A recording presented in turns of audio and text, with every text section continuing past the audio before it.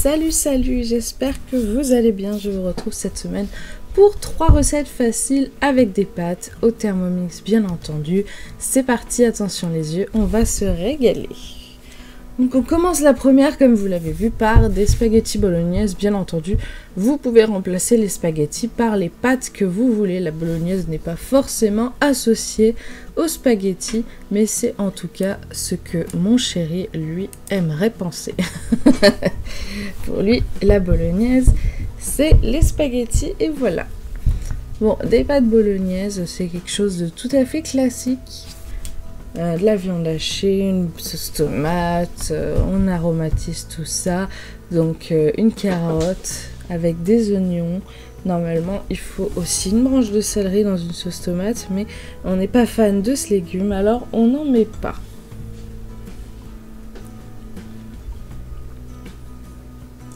En ces périodes de confinement, période qui se termine, où on n'a pas trop vu la famille, c'est vrai que on tourne en rond, on sait pas trop quoi faire à manger, même si tout le monde va au travail, c'est pas extraordinaire. Les confinements, c'est pas des périodes où on est très content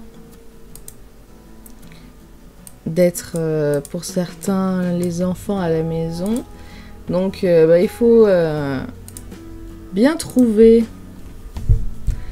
quoi faire à manger, et voilà, je vous propose de tester les spaghettis bolognaise pour changer un petit peu de ce que vous faites d'habitude avec vos pâtes. Donc n'hésitez pas à dire dans les commentaires sous cette vidéo comment vous cuisez les pâtes d'habitude, qu'est-ce que vous avez l'habitude de faire quand vous décidez de faire des pâtes, quelle est votre recette ou vos recettes préférées. Voilà, moi je vous propose mes 3 miennes avec cette vidéo. Donc de la tomate, donc du coup de la pulpe de tomate pour moi, que j'essaye bien sûr de faire tomber le reste, mais ça veut pas. Donc on va utiliser la bonne petite vieille spatule. Donc après avoir fait revenir la viande, on met la tomate, un peu de bouillon, un assaisonnement bien entendu. Et ça va être parti pour faire du coup la bolognaise. Et pendant ce temps, n'oubliez pas dans une casserole sur votre cuisinière ou gazinière de faire cuire bien sûr la quantité de pâte que vous souhaitez. Parce que finalement cette recette n'est que une bolognaise, hein. Ils ne cuisent pas les pâtes en même temps. C'est pour accompagner ce que vous voulez, hein. Vous pouvez très bien faire cette bolognaise bien sûr accompagnée par exemple d'une béchamel. Pour faire par exemple des lasagnes, hein, c'est tout à fait faisable bien entendu. En tout cas, sachez que c'est extrêmement bon, on s'est régalé. La bolognaise, j'aime vraiment beaucoup. Alors le chéri, lui, ce qu'il préfère, c'est plutôt la sauce tomate avec les boulettes de viande. Mais du coup, là, pour illustrer la bolognaise, je l'ai fait en vraie bolognaise, c'est-à-dire viande hachée. Voilà. Mais sinon, on a l'habitude de faire les boulettes de viande. Mais j'aime bien la bolognaise aussi avec la viande hachée sans boulettes, quoi. Ça change, ça varie. Donc bien entendu, comme d'habitude, hein, la viande reste coincée sous les hélices. Ça ne change pas, c'est Thermomix, bien entendu.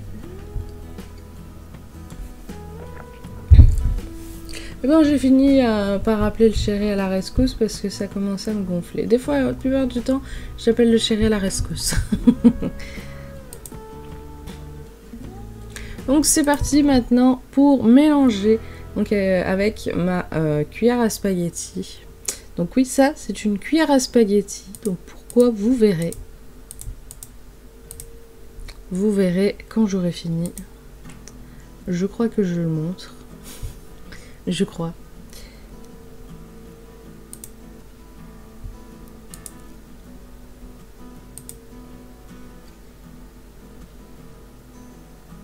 Eh ben non, je ne le montre pas. C'est une cuillère à spaghetti dans le sens où les 2 cuillères s'accrochent l'une avec l'autre en haut et ça fait une pince. Voilà. J'aime beaucoup utiliser du coup les cuillères à spaghetti quand je fais des trucs comme ça. voilà pour les spaghettis bolognaise, une recette classique, hein, mais qui mérite bien sûr d'être montrée.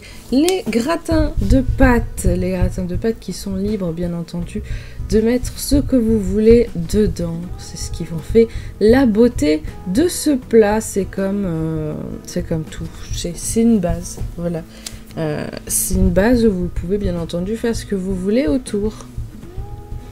Donc on commence déjà par la béchamel, parce que gratin de pâtes dit béchamel bien entendu. Alors Thermomix, eux, mettent de la béchamel. Moi, quand je fais mes gratins de pâtes sans Thermomix, je ne mets pas de béchamel. Une fois que j'ai cuit les pâtes, je les mélange avec un peu de crème, je mets du gruyère râpé et parfois je mets de la chapelure dessus, voilà. Mais la version de Thermomix c'est bien de temps en temps, hein. C'est vrai que la béchamel, bon, c'est juste un petit peu gras, c'est tout. En plus, si j'utilise du lait entier, donc voilà, c'est à faire de temps en temps, hein, les tout plats comme ça. Mais c'est vrai que les gratins c'est pratique, on met tout dans le four il cuit. Après, c'est vrai que le gratin, vous pouvez mettre par exemple la viande que vous voulez. Moi ici j'ai décidé de faire cuire du poulet en morceaux dans une poêle et je l'ai rajouté dedans. Mais après vous pouvez très bien mettre ce que vous voulez dans vos pâtes, hein, des champignons, vraiment ce que vous voulez.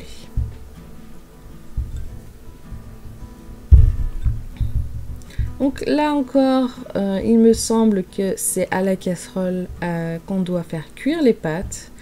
Je crois que là, il se contente simplement de faire la béchamel et de nous dire, pendant ce temps, dans une casserole, faites chauffer de l'eau bouillante pour cuire des pâtes.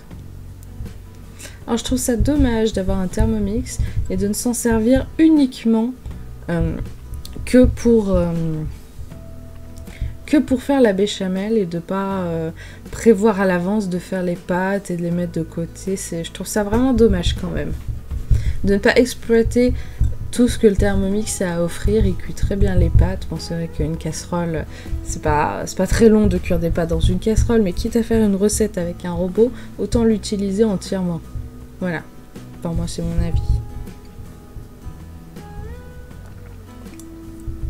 La béchamel est prête, elle est magnifique. Et voilà, donc là pour ce gratin, j'ai décidé de mettre du coup des coquillettes pour changer un peu de spaghettis, hein, on va pas... voilà. Le poulet, donc le petit poulet que j'ai cuit pour mélanger. Je commence un peu à mélanger, mais je me rends compte que ça sert à rien, vu que quand je vais mettre la béchamel, il va falloir remélanger. Donc on fait une pierre de coups, je verse la béchamel avant de tout mélanger et de rajouter un peu de fromage sur le dessus. Donc on voit l'emmental qui fait des grands fils, moi j'adore ça, c'est très très bon. L'emmental, mais n'hésitez pas, si vous n'êtes pas fan et que vous aimez le parmesan, n'hésitez pas bien entendu à utiliser les fromages que vous souhaitez, bien sûr, le fromage râpé que vous aimez. Si vous avez par exemple envie de râper du comté, eh ben n'hésitez pas. Chacun est libre dans les recettes de Thermomix d'adapter les recettes à ceux qu'il aime. Donc à changer les fromages par les fromages que vous aimez, à changer les pâtes par exemple par la sorte de pâte que vous aimez, etc. Comme je le dis tout le temps, Thermomix n'est qu'une base. Après vous pouvez adapter du moment que vous ne changez pas trop la recette. Vous pouvez tout, bien sûr adapter. Donc moi j'ai choisi de l'emmental râpé, donc je nappe un petit peu le dessus pour que ça dore, que ça fasse une petite croûte de fromage. Je n'en mets pas trop, mais quand même assez. Et c'est parti pour le four. Donc bien entendu, comme toujours, oui, je ne donne pas les indications des recettes. Ces 3 recettes, vous pourrez les retrouver sur cookidoo.fr. Je mettrai le lien de ces 3 recettes en dessous de la vidéo, dans la description. Le gratin est chaud, le gratin est beau et il donne très faim. Très faim. Donc, bah voilà. Nous, on s'est régalé en tout cas.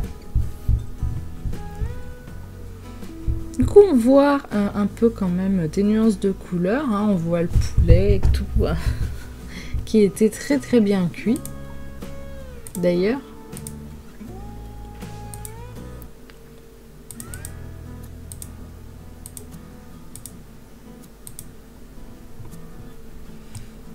Et voilà ce que ça donne du coup à l'intérieur. Je vous ai quand même filmé le dedans.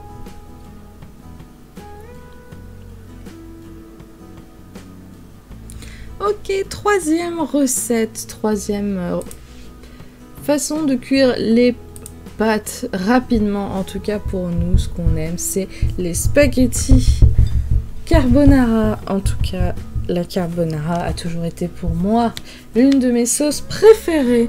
Si j'avais même à choisir, je préférais une bonne carbonara plutôt qu'une bolognaise. Donc on commence par faire revenir un petit peu de lardon, bien entendu, parce que ce sera bien entendu le centre de notre plat, juste après les pâtes, ça c'est sûr. Donc après, si vous êtes végétarien par exemple, que vous ne mangez pas de lardon, vous pouvez bien entendu les remplacer par autre chose. Hein. Il y a des alternatives qui remplacent par exemple par du tofu coupé en fines lamelles, qui ressemble bien sûr à la même taille, etc. Toutes les recettes sont adaptables bien sûr pour les végétariens. Si vous voulez par exemple faire un gratin de pâtes végétarien, simplement remplacer le lait par du lait végétal et la crème par de la crème végétale. Il n'y a absolument aucune règle qui dit que tout va venir de l'animal. Donc bien entendu, je me suis rappelé que c'était marqué chauffé sans gobelet. Hein. J'ai failli le laisser. Et du coup c'est parti pour mettre les spaghettis. Alors parfois je les casse en deux et je les mets dans le bol. Chut, faut pas le dire. Mais voilà, la plupart du temps il suffit de mettre les spaghettis par le couvercle et ils vont réduire naturellement. Alors la plupart du temps je rajoute un peu de temps parce que le temps que ça réduise de taille et que ça rentre entièrement dans le bol, des fois le temps est presque fini, donc pour que ce soit bien cuit partout, je rajoute un tout petit peu de temps. Donc on égoutte les pâtes, voilà, les lardons sont au chaud, les pâtes sont maintenant au chaud avec les lardons et on va s'attaquer à la dernière partie du plat qui est bien entendu la carbonara. Donc il faut pour cette recette 3 œufs et un jaune d'œuf. Alors non, cette carbonara n'est pas avec de la crème. C'est vrai que la carbonara avec de la crème est très mal digérée. En France, on a l'habitude de voir par exemple dans les plats tout prêts, les sauces toutes prêtes, par exemple Panzani, que vous pouvez acheter dans votre supermarché ou hypermarché, vous remarquerez que la carbonara contient de la crème. Moi, dans ma belle famille, ils aiment pas la carbonara avec la crème, ils la digèrent pas du tout. Et j'ai découvert dans Thermomix la vraie recette de la carbonara italienne, je dirais. Enfin, vraie. Eux, ils utilisent pas forcément de l'emmental râpé. Mais disons que c'est juste de l'œuf mélangé avec du fromage râpé. Il n'y a absolument pas de crème. Et croyez-moi, même si l'œuf est cru, c'est vraiment, vraiment très digeste comparé à la carbonara avec de la crème qu'on peut trouver ici en France. Donc si par exemple vous êtes dans le même cas, vous ne digérez pas du tout la carbonara industrielle, essayez cette version là, juste de l'œuf avec un jaune d'œuf. Vous adaptez la quantité, là c'est pour environ 320 g de pâtes. C'est 3 œufs, un jaune d'œuf et un petit peu de fromage râpé avec des lardons. Mais n'hésitez pas à adapter et à goûter cette version si vous ne connaissez pas. Et du coup, à me faire des retours. J'espère en tout cas que cette vidéo vous a plu. Régalez-vous avec les pâtes. Mais attention quand même, certaines recettes sont un peu grasses. Prenez soin de vous et soin de votre famille. Je vous retrouve très bientôt pour de prochaines vidéos. Salut à tous!